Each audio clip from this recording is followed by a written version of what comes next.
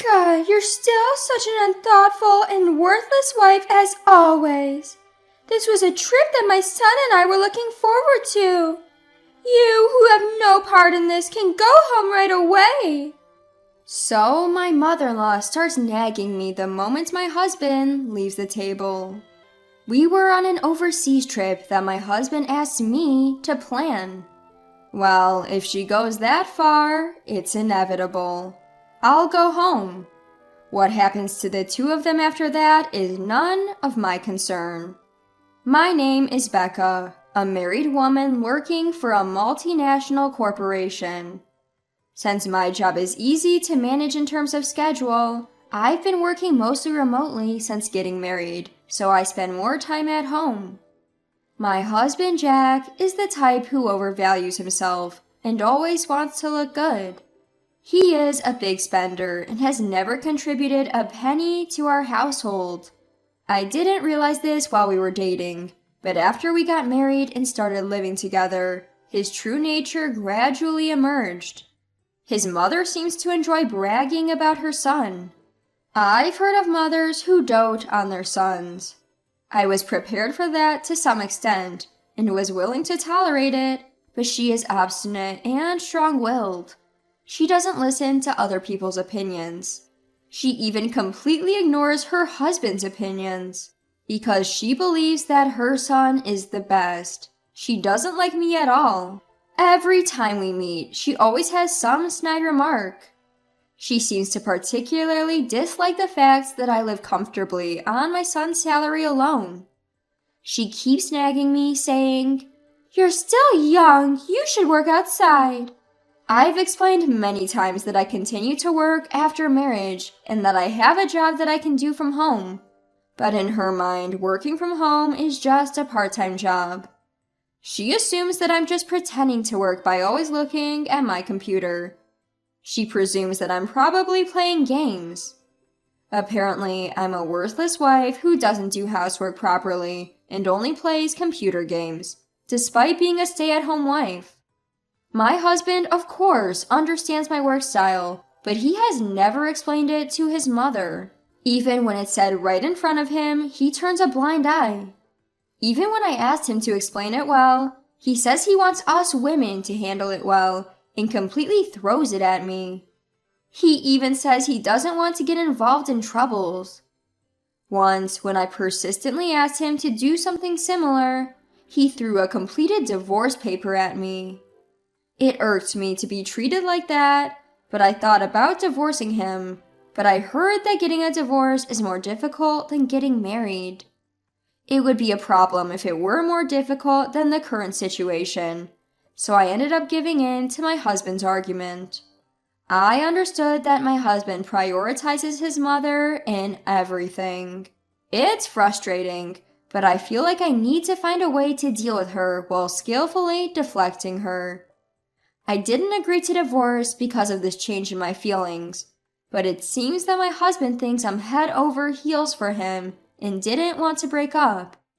His pompous attitude is getting worse day by day. It's cute when a child tries to act grown up, but when an adult does it, it's rather a turn-off. I've learned to ignore his pompous words and act as if I haven't seen his actions. There is another reason why I didn't divorce him. Due to my husband's job, we live quite a distance from my in-laws. We meet once a year, or at most twice a year. I thought I could tolerate that much. While the world was making a fuss about having 9 consecutive days off if you take a vacation on weekdays, both my husband and I were working. In my case, American holidays don't matter much because I adjust my schedule according to international circumstances. As for my husband, it's just that he wasn't taking 9 consecutive days off according to the calendar. When he returned home after his first day back at work, he announced, "Let's go on an overseas trip." When I asked him what he was talking about, he said that his colleagues had taken a vacation and made it a 9-day holiday to go on an overseas trip, and he was quite proud of it, which made him incredibly annoyed and regretful. I was dumbfounded by his childishness, but I haven't been on a trip this year, so I suggested a domestic trip. The reason being my husband has no experience with overseas trips, so if we were to go overseas, he would have to apply for a passport. There won't be a problem if you're with me. You're fluent in multiple languages. I studied abroad when I was a student and have been on many overseas trips when I was single. In addition to English, I can hold a conversation in Spanish and a bit of Chinese if necessary. When my mother back home got hooked on Korean dramas, I studied Korean with her. However, I didn't get much opportunity to use it, so I'm not very confident. Sure, compared to my husband, I might be good at languages, but that doesn't mean that applying for passports will be finished in a snap. I tried to persuade him to go abroad during the summer or winter, but he wouldn't listen at all. On the contrary, despite having no experience, he decided on the country to visit, took leave without permission, and told me to make it work on the schedule. It's not a tour? Why should I have to act with strangers? He furthermore declared that English is a universal language and that we should have no problem. If it's just the two of us, I thought, maybe it's fine. But before I knew it, he said, That's right, I promised to take Mom along. I'll count on you for that too. Your mother-in-law too? Even for me, taking care of two inexperienced people abroad is too much. You should show some filial piety once in a while. Maybe you can gain some favor by doing so. Aren't I a kind and good husband? This is for your own good, Becca. You should be grateful. He said things that made it seem like he was doing me a favor, but arguing against it started to seem foolish. I decided to quietly make reservations as my husband instructed, and I came up with another good idea. Starting from applying for my mother-in-law and husband's passports, booking flights and hotel reservations, it's a lot of trouble. But in order to implement my idea, I patiently fulfilled all my husband's wishes and created a perfect schedule. On the day of the overseas trip, my mother-in-law, who knows nothing of my troubles, cheerfully and childishly exclaimed, Just as I expected from my son. It's a long journey overseas. The seats are business class, aren't they? Knowing my husband, he probably said something like, I'll take you there. He probably bragged about himself, saying things like, I made the reservations, and I planned the schedule. The truth is, I did everything and my husband did nothing. They did nothing and left all the procedures to me. What's more, the two of them, who have hardly any experience with airports, moved around on their own while I was doing the procedures, walked around aimlessly even when it was boarding time, and I had a hard time finding them. The airport staff even asked, Would you like us to make a call announcement? It's Becca's fault for not telling us the boarding gate. It was such a fuss, but they showed no remorse, saying, And this wife was planning to have fun by herself, leaving us behind. During the flight, they behaved relatively quietly, but it was honestly annoying and embarrassing every time they called a flight attendant. Several hours later, we arrived in the destination country. After finishing immigration procedures and such, just when I thought I could finally head straight to the hotel and take a break, my husband turned pale and said, I'm going to the bathroom, and thrust his luggage at me and ran away. I don't understand why only my husband got sick when we ate the same thing. He had been grinning and calling his favorite flight attendant. I guess this is his divine punishment. Serves him right. Becca, you really are an inconsiderate daughter-in-law. How long are you planning to stay here? Huh? This trip, my son planned it for me. It's a mother-son trip without the need for a daughter-in-law.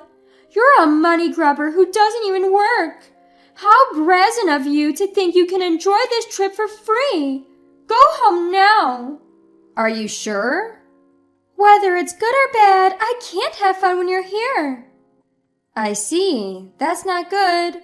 All right then, I'll go home now.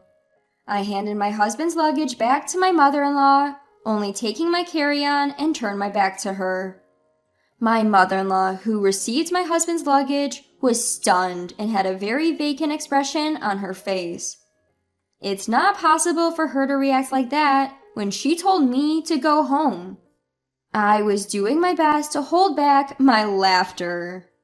My husband seemed to have been going in and out of the bathroom several times, so we didn't cross paths. Luckily, I was able to get a ticket back to America, so I became a passenger on the plane headed there. Originally, I had planned to find a chance to return home alone. If we had a good relationship, I wouldn't mind being taken around as a tour guide, but not with that mother and son. It's only stressful for me, and I will gain nothing. I can't stop grinning just thinking about what the two of them, who can't speak anything but English, will do when they are left behind. If they think a little, they should be able to manage with the translation function of their smartphone app, but I can't imagine my husband, who likes to show off and inflate his own importance, doing something like that. When I safely returned back, after making a few detours, I headed straight to the luxury hotel where my parents were waiting. My husband Jack told me to show respect for my parents, so I treated them to a luxury trip in upstate New York. They were to travel there leisurely on a popular scenic route, enjoying the scenery and meals along the way. I managed to meet up with them earlier than planned, much to their surprise. When I briefly explained the situation, they were taken aback. They were astounded that I had agreed to such a request from Jack. My phone was bombarded with calls and messages from Jack, all of which I ignored. I switched off my phone and enjoyed the stay to my heart's content. When I returned home after parting with my parents, I received a call from the embassy. According to their explanation, Jack had returned from the restroom to find his mother, my mother-in-law, sitting alone. Despite being surprised that I was not there, he was livid. He tried to contact me but couldn't get through, so he decided to make his way to the hotel by himself. However, not knowing where to go, he was visibly flustered when a kind person spoke to him in broken English. He was led away after being told that they knew the place and would take him there, only to be robbed of all his money, passport, and valuables. My mother-in-law was even stripped of her jewelry. When he was found standing on the street looking destitute, the police picked him up and referred him to the embassy for help. That's how he was able to contact me. The embassy official asked me to come and pick him up. He couldn't withdraw money because his wallet, which contained his bank cards, had been stolen. However, I asked back why I, a stranger, had to do that. I explained that I was already divorced from the man who was there. The truth was, I had kept the divorce papers he had thrown at me some time ago. Back then, I decided not to proceed with the divorce, as I had heard it would be a lot of trouble, but this time I had reached my limit. After filling in the divorce papers, I headed to the hotel right after landing back in the States. To my surprise, the divorce was accepted without any fuss. I already had a new place lined up, and the contract had been signed while making the travel arrangements. I didn't want to use the furniture I had shared with Jack. It made my skin crawl. In my new place, I planned to buy everything new, so I packed for both the trip and the move at the same time. All I need to bring to the new place is my work tools and my favorite clothes. I could easily have everything else sent by the courier at a specified date and time. The embassy staff did not ask anything more from me, and the conversation ended. Later, it seems my former mother-in-law had pleaded with my former father-in-law, and with his help, my ex-husband Jack and ex-mother-in-law were able to return to the States. However, Jack, who had blown his top, contacted me. You left me and divorced me without my knowledge? Abandoned? No, I just obeyed your mother's instructions to leave. If you have any complaints, talk to your mom. And please consider the business class flight I arranged for you on your return as my farewell gift. I also reminded him that he was the one who had first brought up the divorce papers. I only filed the divorce papers he had prepared, fulfilling his wish for a divorce. Do you think such sophistry will work? How much more do you want to embarrass me? Embarrassed? How so? If you want to feel embarrassed, I have a better story. Want to hear it? What is it? Well, did you know you're a regular at an adult entertainment club? You're pretty invested in a favorite girl there, aren't you? Rather than contributing money to the household, you were heavily splurging on her. But you ended up in debt when her demands escalated, right? I had an investigation agency look into a debt collection letter addressed to Jack that had been delivered to our house. Although Jack was a good spender, his obsessive behavior seemed to be a turnoff. His favorite girl's true feelings were that she thought he would eventually stop coming if she kept asking for more money and expensive gifts. I wonder what Jack felt when he heard that. That's quite an embarrassing story, isn't it? If you make any more fuss or contact me again, I'll spill the beans to your company. Got it? Being disliked by the girl he was infatuated with would be an unbearable humiliation for Jack, considering his personality. If this became known, it would be a great embarrassment. Jack, who until now had been aggressive, just said, "Got it," in a feeble voice and ended the call. A few days later, my ex-father-in-law contacted me. He told me he had also divorced his wife, my ex-mother-in-law. I thought it was unnecessary as we were no longer related, but it seems he contacted me to expose my ex-mother-in-law's true nature, as we both had been treated poorly by her. My former father-in-law, suspicious of his wife's behavior, investigated while she was out and discovered that his retirement savings had been depleted. The money was apparently spent on beauty treatments and cosmetic procedures. As I'm not familiar with such things, I was totally unaware. When asked for a woman's perspective, I was stumped because I hadn't noticed it either. I guess seeing someone only once a year makes changes more noticeable, but I truly hadn't picked up on anything. I even asked my former father-in-law, "Are you sure it's for beauty treatments?" She seems to have sunk quite a bit into it, but there's no visible change. Perhaps there were slight changes that only my former mother-in-law could notice. It felt like throwing money down the drain. Naturally, my former mother-in-law, who was kicked out penniless, turned to her son Jack. However, Jack, the backbone of the family, is up to his eyeballs in debt. After his divorce from me, he even lost his apartment for failing to pay the rent. Now, he and his mother seem to be living in a drafty, run-down apartment. Yet, his mother has no intention of working and won't quit her beauty treatments. On top of repaying his debts, the burden of his mother's beauty expenses is weighing heavily on Jack, who I hear is working around the clock.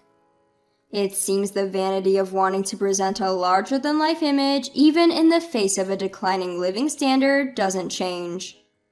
If they're content with this situation, I won't say another word. But I hear through the grapevine that the quality of the beauty treatments has gone down, and she's aged terribly. As for me, I cherish the present moment, when I can relax and improve my work without anyone dictating to me. It made me think again about living within my means.